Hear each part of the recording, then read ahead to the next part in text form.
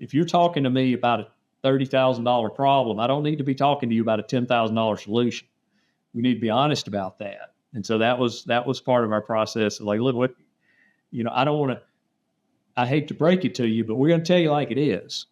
And if you can't accept that, that's fine. You can look at some other alternatives. But if you can't accept that, we'll put some meat on the bone. We'll help you understand why it is what it is. But we were going to work from the truth.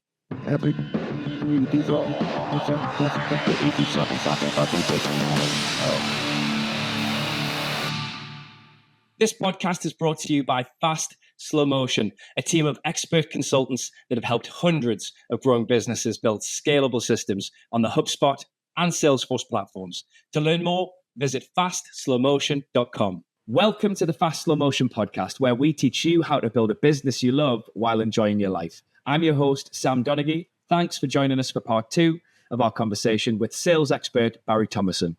If you're just joining us, Barry is an exceptional sales advisor who works with founders and early stage growth companies. He's made a significant impact in the fields of sales and marketing throughout his career and currently holds the position of entrepreneur in residence at the new venture accelerator in Harvard College of Business at Auburn University. He's also no stranger to us here at Fast Slow Motion because he played a pivotal role in helping to build the company for 8.5 years and has since retired in December 2022. All right, Barry, let's dive back into our conversation. So we talked about processes earlier. So how does a business go about figuring out the right processes for them? Yeah, well, not to beat a dead horse, but right, first thing is kind of think through the buyer. What do they typically do in our market or our industry or whatever? And again, product services across most industries, buyers kind of do the same stuff, particularly when they're in the decision process, trying to decide what to do and who to do it with.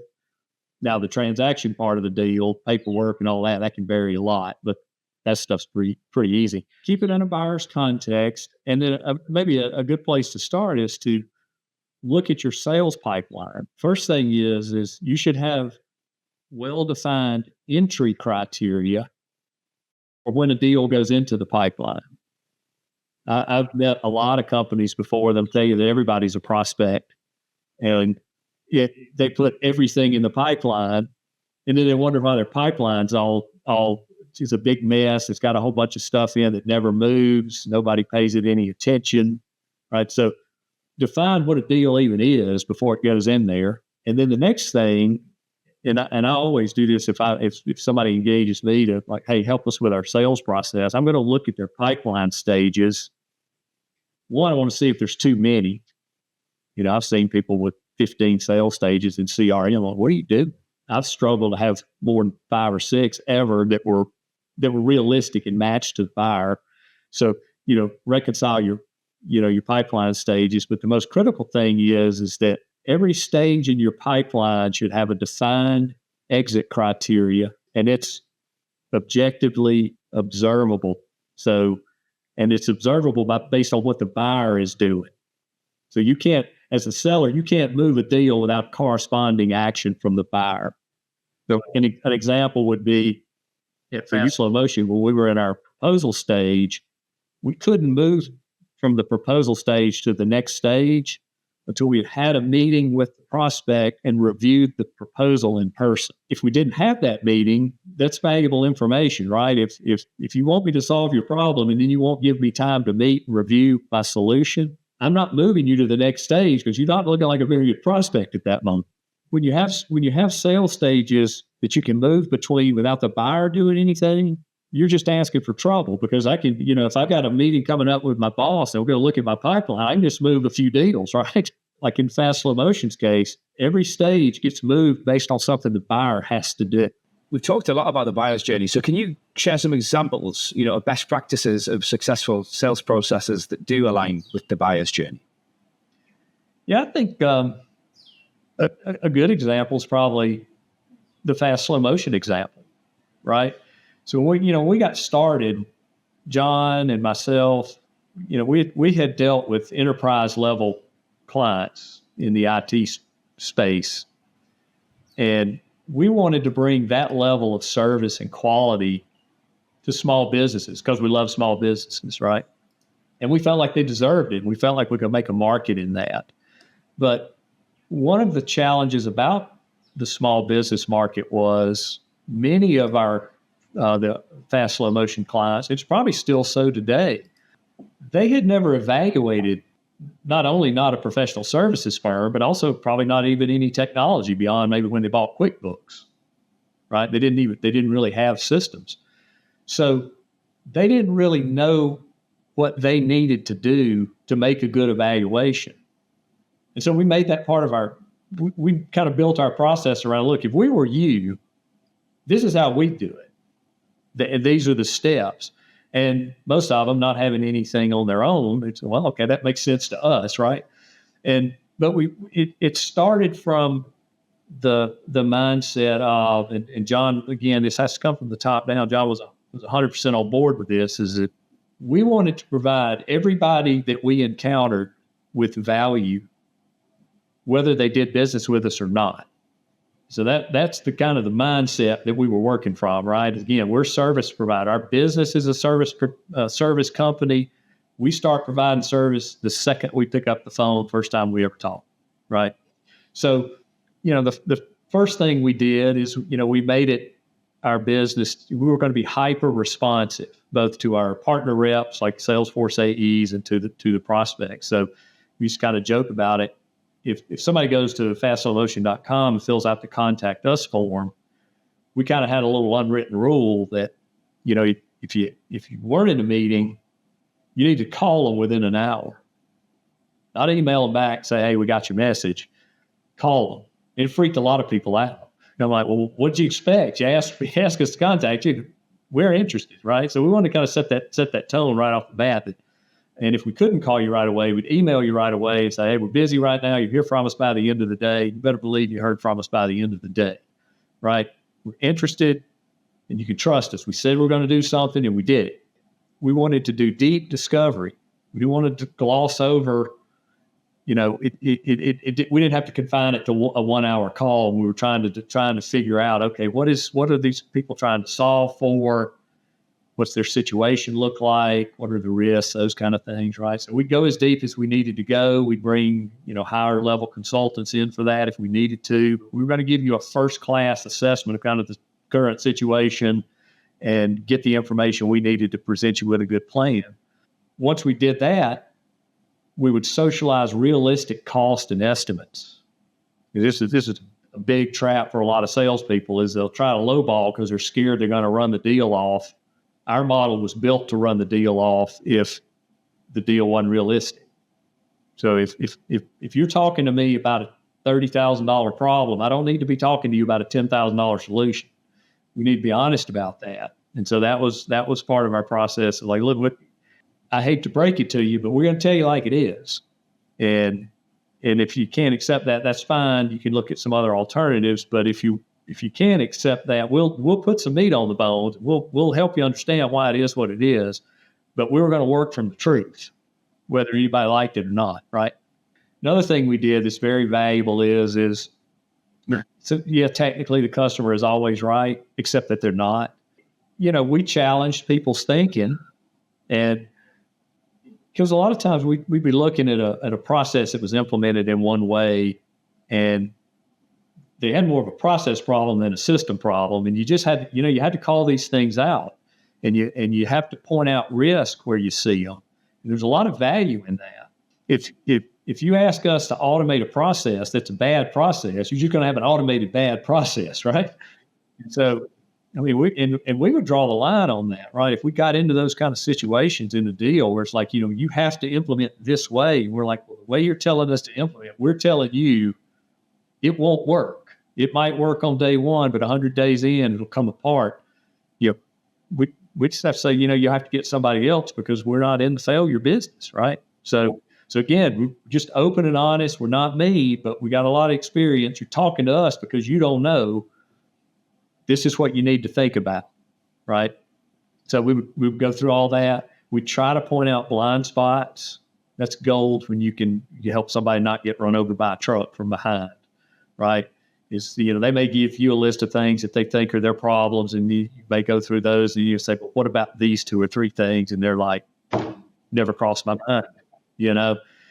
That when you get into that that area, then, the proactiveness of the buyer really, really increases, right? Because you're bringing value to the table that others aren't doing. So that was a very important part of our process. Then, as I said a minute ago, we presented our solutions. We didn't mail it in.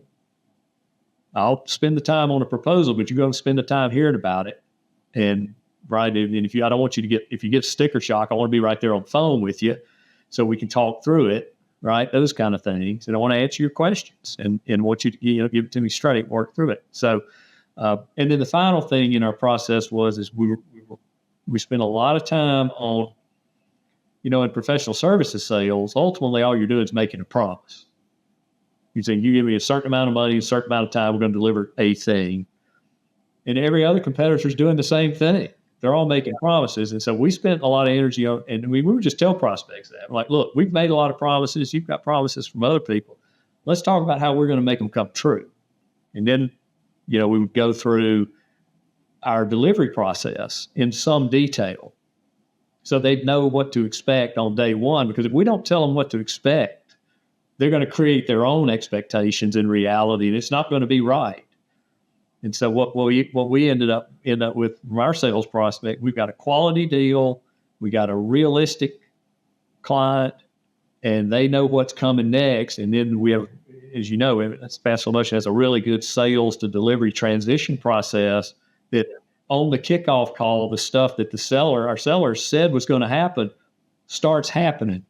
And everybody feels a whole lot better at that point. Like, oh, okay, yeah, they said they were going to do this, and they did it. And they said they were going to do that, and they did it. That strips all the risk away from the client's perspective, and people can then just get down to business and work together and trust each other. So that's kind of how we built it, and it's worked out really well. I love that. What a fantastic breakdown, and I've never actually heard it be said in such detail. So thank you so much for that, Barry. When I look out to the market, definitely not an expert, but it seems like customers are becoming increasingly more empowered, right, with the internet at their fingertips. So, the buyer can, research every service and product out there now, and they can make decisions with or without a salesperson. I think you alluded to this before as well. So how can businesses these days ensure that their sales processes are adaptable and responsive, but to changing market conditions and customer needs? Yeah, it's, that you hear that a lot these days about how it's all different now because of the internet. Well, it's not.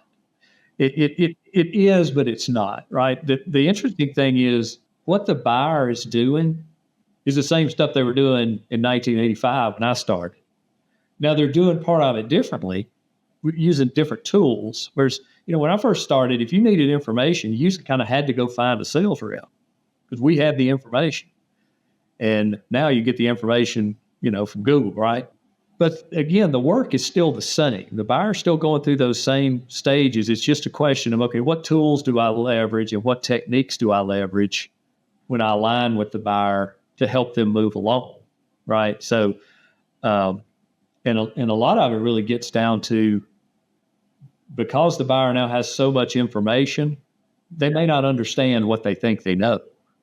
So they're inundated with a bunch of information, and then what you become as a seller, and in the modern world, you're kind of a curator. Like, you got to cut through all that noise and get down to the essence of, what is it we're trying to do here, and what'll work and what won't work. And again, our Fast Slow Motion sales process functions great in this environment, but it's not really any different than it would have functioned probably 25 years ago. So is it a combination of all the things that you've mentioned that sets a good sales team apart from the next? Yeah, that's a good way to put it, right? But if you had to just get it down to one thing, right? It's like, a good sales team knows how to, understand where their buyer is in their journey, and understands, what to do once they figured out, okay, this is where they are, this is what I need to be doing to help them move. That's the work. It's funny, you hear some salespeople are still referred to as closers. I want to get closers, right? Most of the deals in my life that have closed, there's no magic where you're going to ask this big closing question and be quiet. I was trained way back in the day. You hand them the pen and the next person that speaks loses and stuff like that. If you do the work, more often than not, the prospect will say something like, "What do we need to do to get this going?" He's like, "Oh, I didn't get to do my big close, man." So, you just get in there with the buyer. They're trying to do something. Get in there and help them, and it'll mesh, and it'll close. Barry, it's been fantastic to be chatting with you today. So thank you so much for your time. And, we always like to wrap up each episode with a quote that really encompasses what we've been discussing in the episode. So do you have a quote that you'd like to share with us today? Yeah, I guess as long as it can be a quote from me, right? I don't have one like from Voltaire or anything like that. But, I'll just say, just remember that sales takes place inside of somebody else's buying process. So right, don't forget that. It's kind of like zipping up a zipper, right? If you get the little thingy in there right and it's aligned, it'll zip right up, right? If it gets stuck, something's not in alignment. The same thing's true like your sales pipeline, right? So understand the buyer, get where they are, serve them, and the zipper will zip right up and you'll get deals. And if you get stuck, back up, you miss something. Love it. I've got to say, that's probably my favorite quote now, Barry, out of all the quotes on all of the episodes so far. So thank you so much for being here today, Barry. Thank you, Sam. Enjoyed every minute of it. Well, that's it for today's episode. Thanks again, Barry, for joining us. For our listeners, we hope that Barry's insights into why it's so important to reframe the sales process as a service for the buyer are helpful to you as you work to build a successful business. Remember to subscribe to the podcast on your favorite podcast platform, or you can find archived episodes at fastslowmotion.com/podcast.